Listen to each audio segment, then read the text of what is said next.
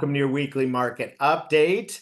We got a lot of good news on Friday. Jerome Powell seems to have admitted that they are behind the 8 ball and too late in cutting the federal funds rate, which controls many interest rates. And remember, mortgage rates aren't set by the Federal Reserve. The markets are impacted by their decisions, but it doesn't directly correlate. So if they drop 0.5%, that does not mean mortgage rates are going to go down 0.5%. And if you know about it and the media knows about it, the traders have already priced that in. Remember, these markets are a 6 to 8 month outlook, and we have an election coming out. So it's hard to predict what's going to happen. So that's why you see all the volatility in both markets. The good news is, when we compare 2019 to 2024, we're seeing very similar numbers. Now, why do we compare 19 to 24? You got to take out the pandemic. That's something we haven't seen in a long, long time. Definitely not in the current economy.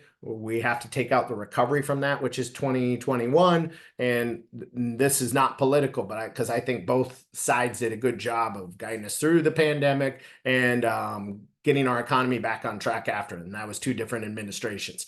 So the best economists, the traders, the mentors that have taught me these markets, they take all the politics and all the BS and all the finger pointing out of it and just look at the data. So I want to show you the data and show you how similar 2019 is to 2024. And there's only a few things that are not similar. And that's the Federal Reserve Board's policy. So check this out. When we take a look at this,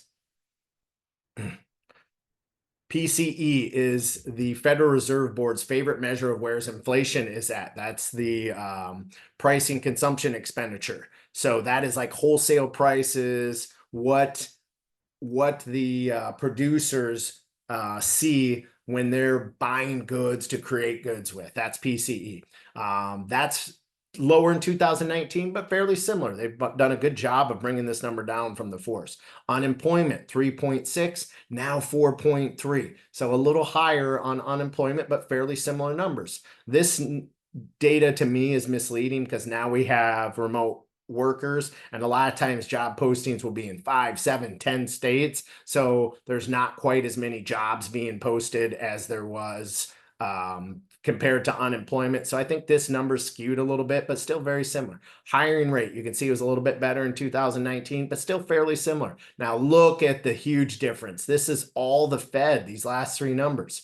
Their federal funds rate is just way too high with where the above numbers are at. The 10-year treasury yields way lower. They're at 3.8%. Now, they don't directly control the treasury yields, the free market does, but their policies help influence and control that pricing a little bit. And then obviously mortgage rates. So you can see where I think rates are going to go. You can see that if they fix this, we're going to be back very similar to 2019. So when you look at this, you know that there are hopefully good times ahead. So what do I believe? I believe you should look at homes now. I am under contract for 2 investment properties. I have negotiated the deals down immensely. Sellers are a little panicked right now. The market has softened a touch, and it always does this time of year. I never buy properties in the spring. I buy them right now.